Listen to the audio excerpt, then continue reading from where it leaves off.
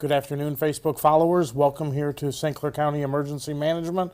As we do on occasion, we're coming to you with updated information we just received from the National Weather Service.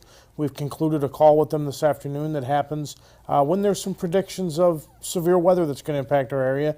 And not only are we in a risk area to receive some severe thunderstorms this evening, but also some heavy flash flooding overnight tonight. Herb?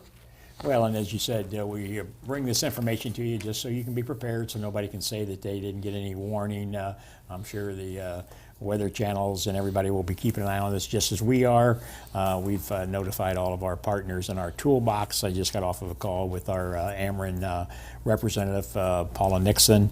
They're watching, monitoring it. As Brian said, this has the potential of being a flooding situation like it was back in July of last year. Yeah, and unfortunately, on the conference call, they did say that if everything holds together and the path holds the same, it looks very similar to the setup that happened July 26th of 2022, which is obviously something we don't want to repeat in this county, but we're prepared in the event we need to respond and do that. So let's talk a little bit about what the National Weather Service has said. The first thing they talked about is the severe weather threat that they're expecting this evening. As you see there on the map, part of our county is in the yellow area, which is a Category 3. They're expecting some severe thunderstorms this evening, with the biggest threats being wind damage, large hail, and some isolated tornadoes. They did indicate that everything on the east side here of the Mississippi River is right on the border, that they expect the most severe storms to stay more out towards the Rolla, Jefferson City, Columbia area,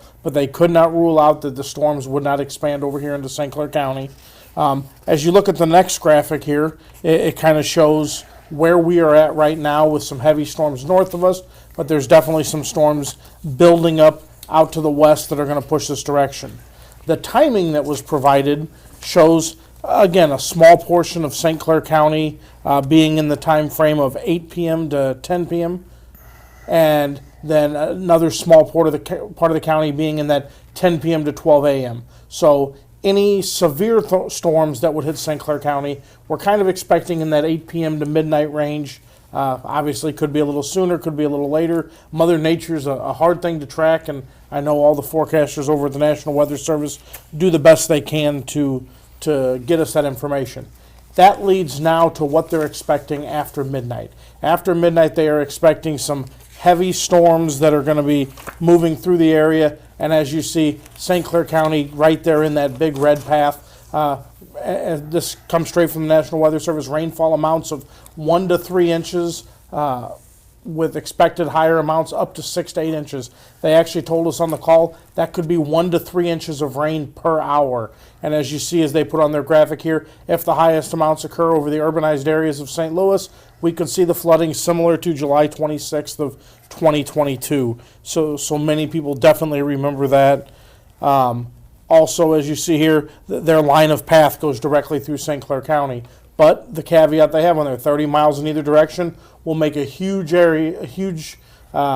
difference in what area sees the flooding. So they are telling us that if this storm moves one way or another, you could be very quickly out of the path of severe flash flooding.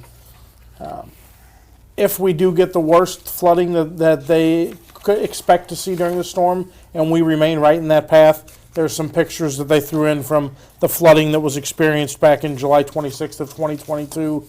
Obviously, we had water rescues. We had people out of their homes. We're still dealing with a federal disaster declaration for areas, 11 communities here in St. Clair County that were greatly impacted. So the biggest message we can tell everyone right now is turn around, don't drown.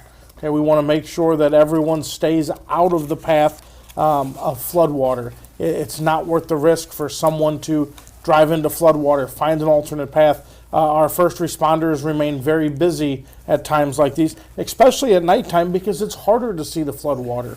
So then a lot of water rescues do occur. So Herb, that's the basics of what they told us. If it all holds together, not the prettiest picture they're painting. Well, and that's why we, like I said at the beginning, we want to come on here. You and Randy and I was on that conference call, and I got off to start making some calls with our community leaders and putting everybody on notice. So all of our department heads have been notified, and like I said, all of our partners in our toolbox that we have. And again, some people will be saying, well, we've heard predictions like this before, and then the sun comes out and shines tonight. And I hope if so. it does, and guess what? You were right, but we're going to err on the side of caution, and that is to keep you as informed as possible. We will be monitoring this all evening and all day tomorrow to see what happens. As Brian said, Mother Nature is what we're trying to predict here, and sometimes most of the times you can't do that. But our friends at the National Weather Service stay on this thing 24 hours a day, and it's because of them when we get those conference calls and we join in, we're able to get this information and get it out there to everybody. And as Brian said, our goal is to keep everybody prepared, and we'll be bringing back these updates if we get any throughout the late evening here, early in the morning, to keep everybody advised. If we get that heavy rain, of course, try to limit your travels. Turn around, don't drown is the motto that we want to push. They did mention that tomorrow morning's rush hour could be very treacherous for flooded roadways. So if you do have to go to work tomorrow morning, make sure you're planning accordingly. Give yourself plenty of extra time and arrive safely. Well, I want to just reiterate too, like we did, a couple of weeks ago. It seems like we're in this weather pattern that Mother Nature isn't being kind to us. If we get strong winds and the hail, and we get trees down and power lines down, that's why our good friends at our utilities, the Ameren workers, and them are such a great asset to have that one-stop shop for that kind of stuff. The other thing we always try to say, 911 gets inundated when we have these type of storms. We ask people to refrain from calling, wanting to know how soon your power is going to be back on. If we have a power loss, the telecommunicators or 911 operators, they can't tell you that. So you're actually tying up a 911 line when you're calling for that information.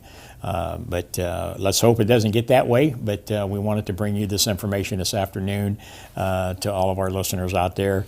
Tell your family and friends just to kind of stay tuned to their as the evening goes on, to the television, radio stations, whatever, or right here to the St. Clair County Emergency Management page, because we'll give you the latest, up-to-date, accurate information that we have to us. Until next time, and hopefully we'll come back and say it went the other way, and it was another boy cried wolf. Absolutely. Thank you for joining us this afternoon.